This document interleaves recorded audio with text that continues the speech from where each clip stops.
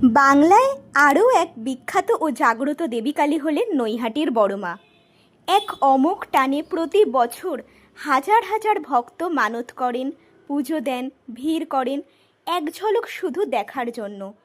নৈহাটির অরবিন্দ রোডের ধর্মশালা বড়কালী ঠাকুরকেই স্থানীয়রা বড়মা বলে ডাকেন। সেই থেকেই চারিদিকে ঝড়ের গতিতে ছড়িয়ে পড়ে তার কাহিনী।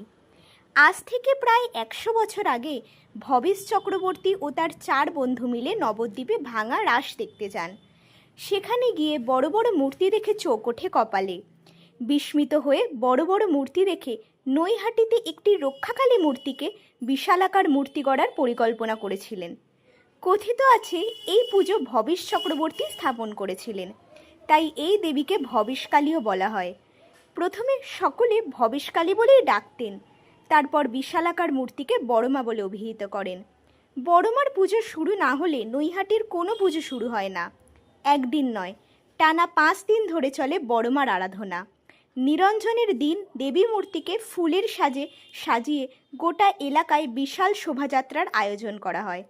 স্থানীয়দের মতে বড়মায়ের বিসর্জন না হওয়া পর্যন্ত নৈহাটির অন্য কোনো কালীমূর্তিকে বিসর্জন করা যায় না। আয়োজন করা হয় আলোর কার্নিভালও। বড়মার কাছে কিছু চাইলে বড়মা কখনো খালি হাতে ফেরান না। প্রচুর মানুষ আসে এখানে, আসেন পুজো দিতে তাদের মনস্কামনা পূর্তির জন্য।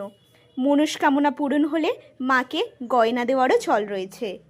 প্রতি বছর এই দিনে মায়ের পুজোয় মাকে স্বর্ণ এবং রৌপ্য অলঙ্কারে সজ্জিত করা হয়।